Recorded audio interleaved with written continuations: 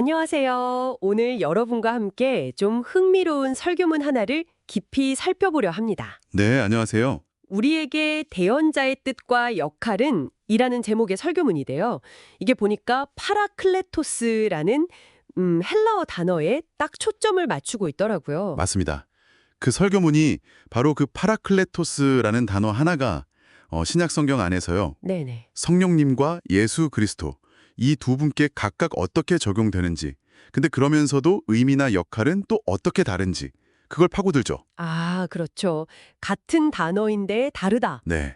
비유하자면 뭐랄까, 열쇠는 하나인데 문이 두 개인 그런 느낌으로 설명하더라고요. 흥미롭네요. 하나의 단어가 어떻게 그렇게 다르게 쓰일 수 있는지, 그 차이가 뭔지, 또 그게 우리한테는 어떤 의미가 있는지. 바로 그 점이죠. 네. 이 설교문을 따라가다 보면 아마 끝날 때쯤에는 이 두 가지 의미, 그러니까 이 땅에서의 보혜사 성령님, 그리고 하나님 앞에서의 대언자 예수 그리스도, 네, 그렇죠. 이 파라클레토스의 두 모습을 명확하게 이해하게 될 것 같습니다. 자, 그럼 한번 들어가 볼까요? 좋습니다. 자, 그럼 먼저 설교문에서 다루는 첫 번째 파라클레토스, 요한복음에 나오는 성령님 이야기부터 시작해보죠. 설교문에서는 성령님을 보혜사라고 번역된 이름으로 설명하는데 이 한자와 뜻풀이가 인상 깊었어요. 네, 맞아요. 설교문에서도 그 보혜사라는 번역어 자체를 좀 중요하게 보는데요. 네. 한자를 풀어보면 보가 지키다, 회가 은혜, 사는 스승, 뭐 이런 뜻이잖아요. 네, 그렇죠. 지키고 은혜 베풀고 가르치고. 네. 그래서 이걸 합쳐서 은혜로 우리를 보호하고 가르치시는 스승, 이런 식으로 아주 풍성한 의미를 전달한다고 설교문은 보고 있습니다. 와, 은혜로 보호하고 가르치는 스승이라. 그 원래 헬라어 파라클레토스가 가진 뜻, 뭐 곁주로 부름받은 자, 돕는 이, 위로자 이런 의미하고도 잘 통하는 것 같네요. 그렇습니다. 그 의미를 잘 살린 번역이라고 설교문은 평가하는 거죠. 그럼 이 보혜사 성령께서 구체적으로 어떤 역할을 하신다고 설교문은 설명하나요? 여러 가지 역할을 제시하는데 좀 묶어서 보면요. 첫째는 우리 삶 속에 아주 깊숙이 들어오셔서 함께 거하시면서 이끌어주시는 역할. 이게 가장 기본인 것 같아요. 함께 거하신다. 네. 요한복음 14장을 보면 예수님이 다른 보혜사를 보내주시겠다고 하시잖아요. 네, 그 다른이라는 말이 중요하다고 했죠. 맞아요. 헬라어로 알론인데 이게 그냥 다른 게 아니라 같은 종류의 또 다른 이런 의미라고 설교문은 강조해요. 그러니까 예수님과 본질적으로 같은 사역을 계속 이어가시는 분이다. 이런 뜻이죠. 아, 그럼 예수님이 가셔도 우리가 뭐랄까 고아처럼 남겨지는 게 아니라 예수님의 존재와 가르침을 계속 경험하게 해주시는 거군요. 바로 그거죠. 항상 함께 하시고 또 우리 안에 거하신다는 약속이 있잖아요. 네, 그 말씀. 단순히 옆에 계신 걸 넘어서 우리 안에 사시면서 예수님이 하셨던 말씀을 가르쳐 주시고 또 생각나게 하시는 역할. 요한복음 14장 26절에 그렇게 나와 있죠. 가르치고 생각나게 하시고. 네. 그리고 또 진리의 영으로서 우리를 모든 진리 가운데로 인도하시고 결국에는 예수 그리스도를 증언하게 만드신다고 해요. 우리 안에서 진리를 깨닫고 그 진리대로 살도록 도우시는 내적인 안내자라고 할 수 있겠네요. 우리 안에서 활동하시는 내적 안내자. 참 친밀한 관계네요. 그런데 설교문 보니까 성령께서 세상에 대해서는 좀 다른 역할도 하신다고 하던데요. 그 책망하신다는 부분이 좀 눈에 띄었어요. 네, 그게 이제 두 번째 큰 흐름인데요. 세상을 향한 역할, 그리고 우리에게 능력을 주시는 역할, 이렇게 볼 수 있어요. 세상과 우리에게. 네. 요한복음 16장에 보면 성령이 오시면 죄에 대하여, 의에 대하여, 심판에 대하여 세상을 책망하실 거라고 나오거든요. 책망. 약간 무서운데요? 그렇죠.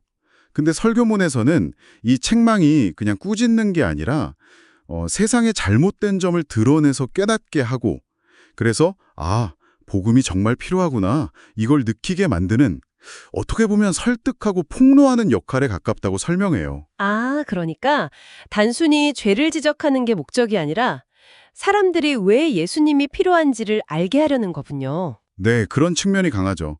그리고 동시에 우리 신자들에게는 또 다른 역할을 하시는데 바로 예수님의 증인으로 살아갈 힘을 주시는 거죠. 힘을 주신다. 네. 사도행전 1장 8절에 성령이 임하시면 권능을 받고 증인이 되리라는 말씀처럼요.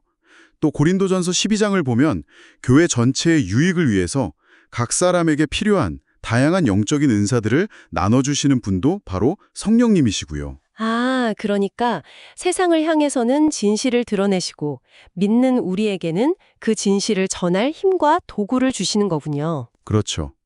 내적인 인도와 외적인 능력 부여. 정말 여러 각도에서 우리를 도우시는 분이죠. 네. 그리고 마지막으로 또 중요한 역할이 있다고 설교문은 강조하던데요. 우리의 구원이나 신앙생활의 어떤 확신, 이런 부분과 관련된 것 같아요. 맞습니다. 세 번째 중요한 역할은 우리의 구원을 확인시켜주고 또 신앙 여정을 계속할 수 있도록 도우시는 역할이에요. 확인시켜준다. 네. 에베소서 1장에 보면 우리가 복음을 듣고 믿었을 때 약속의 성령으로 인치심을 받았다고 하거든요. 도장을 딱 찍었다는 거죠. 도장, 소유권 표시 같은 건가요? 네, 그런 의미죠. 우리가 하나님의 소유가 되었다는 확증, 그리고 동시에 우리 기업의 보증이 되신다고도 해요. 나중에 받을 완전한 구원을 미리 보장하는 뭐랄까 계약금 같은 역할. 아, 계약금 비유 좋네요. 우리가 진짜 하나님의 자녀 맞나 이렇게 흔들릴 때 성령님이 그 증거가 되어주신다는 거군요. 네. 로마서 8장에서는 우리가 양자의 영을 받아서 하나님을 아빠, 아버지라고 부르게 됐다고 말하고요.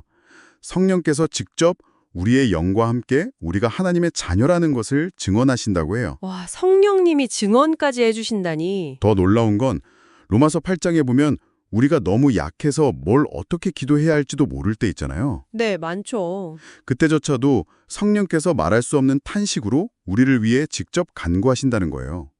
우리의 기도를 도우시고 우리를 위해 중보기도 해주시는 거죠. 아니, 정말 들어보니까 보혜사 성령님은 이 땅에서 우리 안에서 또 교회를 통해서 활동하시면서 예수님의 구원 사역을 우리 삶에 정말 실제적으로 적용시켜 주시는 분이네요.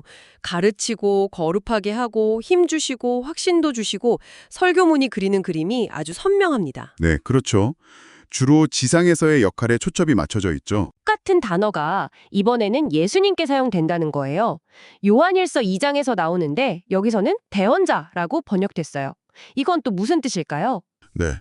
설교문은 여기서도 역시 한자어 번역에 주목합니다. 대언자. 대는 대신하다. 연은 말하다. 자는 사람. 그렇죠? 네, 대신 말하는 사람. 글자 그대로 다른 사람을 대신해서 말하는 사람이에요.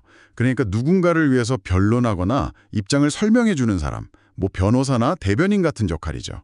설교문은 이 번역이 성령님의 보혜사 역할과는 다른 예수님의 아주 특정한 역할을 잘 보여준다고 강조해요. 변호사, 대변인, 느낌이 확 오네요. 성령님이 우리 안에서 일하신다면 이 대언자 예수님은 어디서, 누구를 위해 일하시는 건가요? 설교문에서는 뭐라고 하죠? 설교문은 요한일서 2장 1절 말씀을 딱 제시하는데요. 아버지 앞에서 프로스톤 파테라 우리에게 대언자 파라클레톤과 있으니 곧 의로우신 예수 그리스도시라. 이 구절이 핵심이에요. 아버지 앞에서. 네. 활동 무대가 하늘, 좀 더 구체적으로는 아버지 하나님 앞이라는 점이 중요합니다. 그러니까 대언자 예수님은 하늘의 법정에서 우리를 위해 변호하시는 역할을 하신다. 이게 설교문의 설명입니다. 하늘 법정의 변호사라. 와, 보혜서 성령님의 역할과는 정말 무대 설정부터 다르네요. 그럼 우리가 죄를 지었을 때 하나님 앞에서 이 사람 괜찮습니다. 이렇게 변호해 주신다는 건가요? 네, 그런 의미죠. 근데 뭘 근거로 변호하시죠? 변호하려면 증거나 근거가 있어야 할 텐데요. 바로 그 점. 그게 이제 대언자 예수님의 두 번째 역할로 설명되는데요. 변호의 법적 근거는 다른 게 아니라 바로 예수님 자신의 희생이라는 겁니다. 아, 예수님의 희생. 네. 요한일서 2장 2절에 보면 예수님이 우리 죄를 위한 화목제물, 힐라스모스라고 나와요. 죄 때문에 깨진 하나님과의 관계를 회복시키는 제물이라는 거죠. 설교문은 여기에 히브리서 9장 10장 내용을 더해서 설명하는데요. 예수님이 단 한 번에 드리신 완전한 희생제사, 그리고 그분이 흘리신 피, 이것이야말로 우리가 죄를 지었음에도 불구하고 하나님 앞에서 우리를 변호할 수 있는 영원하고 유효한 법적 근거가 된다는 거죠. 와, 예수님의 의로우심과 그분의 속죄사역 자체가 변론 내용이자 증거물이 되는 셈이네요. 십자가 사건이 하늘 법정의 증거다. 그렇죠. 예수님의 의, 띠케오스 자체가 근거가 되는 거죠. 그럼 이 변호는 우리가 죄 지을 때마다 한 번씩 이렇게 일회성으로 이루어지는 건가요? 아, 그렇지 않다는 게 또 중요한 포인트입니다. 그게 세 번째 역할인데요. 설교문은 히브리서 7장 25절 말씀. 자기를 힘입어 하나님께 나아가는 자들을 온전히 구원하실 수 있으니 이는 그가 항상 살아계셔서 그들을 위하여 간구하심이라. 이 구절하고 또 로마서 8장 34절 하나님 우편에 계신 자요 우리를 위하여 간구하시는 자신이라. 이 구절들을 인용해요. 항상 살아계셔서 간구하신다. 네, 예수님의 중보와 변호는 지금도 계속되고 있는 현재 진행형 사역이라는 걸 강조하는 거죠. 승천하셔서 하나님 보좌 우편에 앉아 계신 지금 이 순간에도 끊임없이 우리를 위해 일하고 계신다는 거예요. 와, 한 번 변호하고 끝나는 게 아니라 지속적으로 우리를 위해 간구하신다니 정말 놀랍네요. 혹시 그럼 다른 존재도 이런 역할을 할 수 있을까요? 뭐 찬사라든지. 그 점에 대해서 설교문은 아주 명확하게 선을 긋습니다. 디모데전서 2장 5절 말씀, 하나님은 한 분이시요. 또 하나님과 사람 사이의 중보자도 한 분이시니 곧 사람이신 그리스도 예수라. 이 말씀을 근거로 들어요. 중보자는 오직 한 분, 예수님. 네, 예수님만이 유일한 중보자이심을 강조하는 거죠. 하나님과 우리 사이를 잇고 우리를 대신해서 하나님께 말씀드릴 수 있는 유일한 분이 바로 예수 그리스도다라는 겁니다. 그렇군요. 유일하고 또 지속적이고 자신의 희생에 근거한 변호. 이 모든 하늘에서의 활동이 그럼 우리에게는 구체적으로 어떤 영향을 미치는 걸까요? 그게 바로 마지막 역할과 연결되는데요. 이 하늘에서의 변호가 우리에게 담대함과 확신, 그리고 양심의 평안을 준다는 것입니다. 담대함과 평안? 네, 요마서 8장 1절에 그러므로 이제 그리스도 예수 안에 있는 자에게는 결코 정죄함이 없나니 라는 유명한 선언이 있잖아요. 네, 있죠. 이게 가능한 이유가 바로 우리의 대언자이신 예수님 덕분이라고 설교문은 설명해요. 또 히브리서 4장에서는 우리가 큰 대제사장이신 예수님을 힘입어서 담대하게 은혜의 보좌 앞에 나아갈 수 있다고 격려하거든요. 아, 그러니까 우리가 실패하고 죄를 지어도 하나님께 나아갈 수 있는 근거, 또 죄책감으로 흔들리는 우리 양심에 진짜 평화를 주는 근거가 바로 하늘에 계신 우리의 대언자, 예수 그리스도시다. 이런 말씀이시군요. 정확합니다. 네, 정리해보면 대언자 예수님은 하늘에서 하나님 아버지를 대상으로 자기 피를 근거로 해서 유일하고 지속적으로 우리를 변호하시고 그 결과 우리에게는 정죄감 없는 담대함과 평안을 주시는 분. 이야, 보혜사 성령님과는 역할의 장소, 대상, 방법, 결과까지 정말 뚜렷하게 구별되네요. 네, 그렇죠. 설교문은 그 구분을 명확히 하는 데 중점을 둡니다. 자, 그럼 이 설교문은 이 두 분의 파라클레토스를 어떻게 연결하고 있을까요? 아니면 그냥 다르다는 것만 강조하나요? 설교문의 핵심은 일단 두 역할과 영역이 다르다는 것을 명확히 보여주는 데 있는 것 같아요. 한번 비교 정리를 해보면요. 네. 활동 무대. 성령님은 주로 이 땅, 교회 안, 우리 안, 좀 내부 지향적이죠. 반면에 예수님은 하늘, 아버지 앞, 외부 지향적이라고 볼 수 있고요. 네, 땅과 하늘, 안과 밖. 그리고 활동 방향. 성령님은 그리스도의 구원을 우리 안에 적용하고 경험하게 하시는 데 초점이 있어요. 뭐 성화, 인도, 증언 이런 것들이죠. 반면에 예수님은 우리를 대표해서 하나님께 나아가 변호하고 관계를 유지시키는 데 초점을 맞추세요. 중보, 변호, 화목. 아, 적용과 대표. 이것도 다르네요. 네. 그리고 활동 근거 혹은 수단. 성령님은 우리 안에 계시면서 말씀, 가르침, 권능, 은사 이런 걸 통해 역사하시잖아요. 근데 예수님은 당신이 이미 완성하신 십자가 사역과 그 의로움 자체를 영원한 법적 근거로 제시하시는 거고요. 와, 이렇게 비교하니 정말 차이가 명확하네요. 그런데 들으면서 계속 드는 생각은 이렇게 딱 구분되는데 이게 또 서로에게 꼭 필요한 관계처럼 느껴져요. 뭐랄까, 동전의 양면처럼요. 오, 정확히 보셨습니다. 설교문이 이걸 막 길게 설명하진 않지만 읽다 보면 이 두 역할이 그냥 따로 노는 게 아니라 하나의 완전한 구원 시스템 안에서 서로 보완적으로 작동한다는 느낌을 강하게 줘요. 상호 보완적이다. 네, 한번 생각해 보세요. 우리가 이 땅에서 성령님의 도우심으로 죄와 싸우고 진리대로 살려고 애쓰지만 그래도 여전히 넘어지고 실패하잖아요. 네, 그렇죠. 바로 그때 하늘에서는 우리의 대언자이신 예수님께서 우리의 그런 죄에도 불구하고 하나님과의 관계가 끊어지지 않도록 변호하고 계신다는 거죠. 또 반대로 생각하면 하늘에서 예수님의 변호가 힘을 얻는 이유가 이 땅에서 성령께서 우리를 계속 거룩하게 하시고 믿음 안에 붙잡아 주시기 때문일 수도 있고요. 와, 그 말씀 들으니까 그림이 확 그려지네요.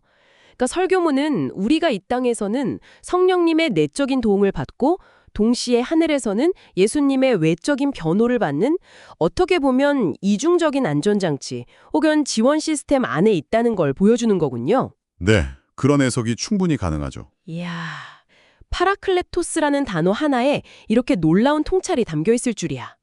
이 설명이 여러분께는 어떻게 다가오시나요? 어쩌면 이미 알고 계셨던 개념일 수도 있지만 오늘 이 설교문처럼 두 역할을 명확히 구분하고 또 그 상호작용을 생각해 보는 것이 여러분의 이해에 어떤 새로운 깊이를 더해줄 수도 있겠다는 생각이 듭니다. 네, 저도 그렇게 생각합니다. 자, 오늘 우리는 우리에게 대언자의 뜻과 역할은 이라는 설교문을 통해서 파라클레토스라는 헬라어 단어가 담고 있는 두 가지 아주 중요한 역할에 대해 깊이 탐구해봤습니다. 하나는 우리 안에서 우리를 도우시고 인도하시는 보혜사 성령님. 네, 그리고 또 하나는 하늘 아버지 앞에서 우리를 변호하시는 대언자 예수 그리스도. 네, 이 설교문은 이 두 역할의 차이점을 아주 선명하게 보여주면서도 또 그 둘이 어떻게 우리를 위해 함께 일하는지를 생각하게 만드는 힘이 있었습니다. 맞습니다. 구분되면서도 연결되는 아주 중요한 가르침이죠. 이 설교문의 내용을 다시 한번 마음에 새기면서 마지막으로 이런 질문을 여러분께 던져보고 싶습니다. 이 설교문의 관점처럼 우리를 돕는 두 종류의 파라클레토스가 동시에 존재하며 활동한다는 사실, 한 분은 우리 안에서 다른 한 분은 우리를 위해 저 하늘 보좌 앞에서 이 사실이 여러분의 삶과 믿음을 이해하는데 혹시 어떤 새로운 확신을 주거나 혹은 더 깊은 질문을 던져주지는 않나요? 이 놀라운 이중적인 돌봄과 보호의 그림을 잠시 묵상해 보시는 것은 어떨까 싶습니다. 네, 정말 깊이 생각해 볼 만한 질문인 것 같습니다. 오늘 저희가 준비한 탐구는 여기까지입니다.